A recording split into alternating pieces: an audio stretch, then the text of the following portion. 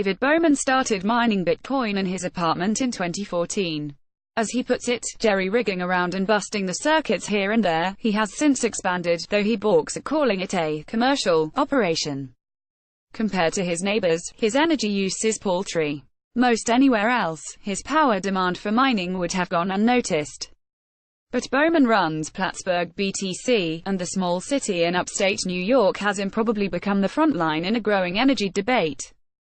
Here's the issue. Bitcoin is a cryptocurrency begun in 2009 that leverages blockchain technology in order to operate without a central clearing authority. Transactions are confirmed by miners, who are compensated for the computing power necessary to verify transactions in a few ways. But the primary incentive is being awarded new bitcoins, and as their value has risen, so has interest in mining the currency. Bitcoin's creators never imagined massive server farms and dedicated computing power, Bowman told Utility Dive. But that's what happened. People began pooling resources, launching what he calls an arms race. Bitcoin was once mined in the background of college kids' laptops, but now all but requires application-specific integrated circuit (ASIC) hardware that does one thing and one thing only: mines Bitcoin. It has become an arms race, and it definitely was not intended to be that way. David Bowman, CEO, Plattsburgh BTC. The Bitcoin system creates 12.5 new coins every 10 minutes, awarded to the miner who solves a complex math problem and creates the block of transactions to be verified and added. There have been ample stories about whether Bitcoin is a bubble and what it's really worth. The number of Bitcoins awarded for solving the math problem halves roughly every 4 years. There is a limit to the total number of Bitcoins, with the last one projected to be awarded sometime in 2140. Currently valued around $8,000, the price has brought together investors spending millions to develop faster and more efficient mining operations, but a byproduct of that is gigantic centralized mining operations, Bowman said. And it's also created rampant energy consumption. It has become an arms race, and it definitely was not intended to be that way. Bitcoin's energy use is a widely debated topic, with estimates varying widely, according to the crypto-focused platform Digiconomist. The currency's annual consumption is 57 terawatt-hours worldwide. Mark Bevand, an analyst and crypto entrepreneur, in January estimated a smaller amount, 18.4 terawatt-hours, while allowing that it could be as high as 27.5 terawatt-hours or as low as 14.2 terawatt-hours. But Digiconomist also estimates annual global mining revenues at more than $7 billion, and costs of $2.9 billion, so the incentives are clear. There is no question that Bitcoin uses a lot of energy, but the more important questions may be where it is coming from, and are miners paying their fair share of system costs? In the United States, miners have migrated to regions where cheap hydroelectricity is plentiful, such as the Pacific Northwest. But those concerned with Bitcoin's potential impact on the Earth's climate often point to China, and argue miners are utilizing cheap coal-fired generation. By some estimates, most of the world's power consumption for Bitcoin mining comes from China, up to 2/3, much of it from coal-powered plants in Inner Mongolia. Bevand doesn't believe that, but not because he thinks Chinese miners are particularly altruistic or climate-minded. Since renewables have become the cheapest sources of energy, I am expecting the mining industry to drive up investments in renewables. Mark Bevand, analyst and crypto entrepreneur. As with many things, it's a matter of dollars and cents. Since renewables have become the cheapest sources of energy, I am expecting the mining industry to drive up investments in renewables, Bevand said via email. Contrary to popular belief, actually a large fraction of miners in China are using hydroelectricity, plentiful and cheap in the Sichuan province. Hydro appears to still beat coal somewhat. Even in China, Bitcoin is an energy-intensive industry, and energy makes up a large portion of miners' costs.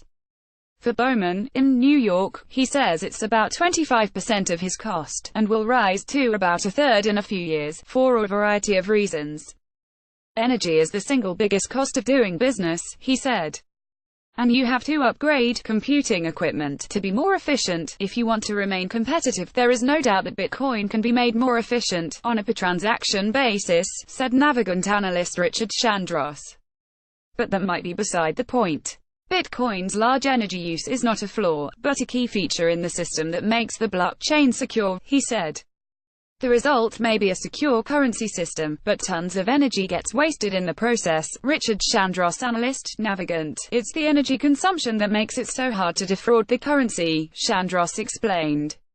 It's got to be very expensive and time-consuming to rewrite a blockchain. Bitcoin works by tempting computers to solve what is essentially a complicated math problem. First to solve it gets the prize, currently 12.5 bitcoins, and that user also adds the next block to the blockchain. As more bitcoins are released, the problems get harder to solve, requiring more computing power. And over time, the number of bitcoins awarded to miners declines. The result may be a secure currency system, but tons of energy gets wasted in the process, Chandros said. Much of crypto mining's energy use comes from keeping the computers cool, so there are a variety of solutions, including energy reuse and locating in cooler geographies, but according to Chandros, energy reuse is not easy or simple, and right now, the amount of servers on cryptocurrency systems that recycle thermal energy is at most 25%. Geography plays a significant role in mining operations deciding where to set up shop. Right now it's mostly China, the United States, the EU and Georgia, Chandros said. But Iceland has become a popular spot, just for its natural cooling, he added. Natural cooling is good, and combined with cheap electricity, it's why Bowman set up BTC Plattsburgh in upstate New York, where they're using an area's natural temperature or running fans to suck the heat from server rooms. That energy is key and has a cost. It will overrun any AC unit you try to run, so you just have to try and move the heat up, Bowman said. Bitcoin is not the only cryptocurrency out there, but it's easily the most well-known and most capitalized. There are many others and they do not all work the same, Chandros said. There are more than 1,500, though that figure comes with caveats about public access and structure. But there are at least 25 cryptocurrencies with individual market capitalizations above $1 billion, so while Bitcoin may dominate the headlines, it may not be the last cryptocurrency to become mainstream.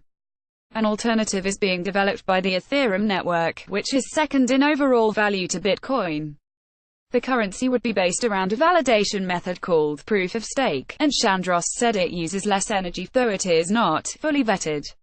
I have a lot of love for Ethereum, Bowman told Utility Dive. It is a lot more efficient than Bitcoin and actually does useful things, too. Bowman predicts a whole new breed of cryptocurrencies will emerge, using smart contracts that can be programmed to perform a wide array of tasks. You could borrow some of the computing power necessary for processing your coffee purchase, to test artificial intelligence ideas, for instance. We need to find ways to either make Bitcoin more efficient somehow or possibly move into other currencies, he said. While the future of cryptocurrency mining may be more efficient, today's industry uses a lot of energy. And while there are plentiful existential questions to ponder about crypto's global significance, in specific towns and cities, the impact is felt acutely. The poster child is the Pacific Northwest, where cheap hydro has attracted, as Politico put it, suitcases of cash, and mining operations up to 30 megawatts. Compared to that, Bowman's operation is tiny. But the same economic forces are at work. Plattsburgh has about 20,000 residents and its power comes from a limited supply of cheap hydro. In January, average bills jumped $10 because the city was forced to buy additional energy. And Plattsburgh isn't the only municipality dealing with the issue.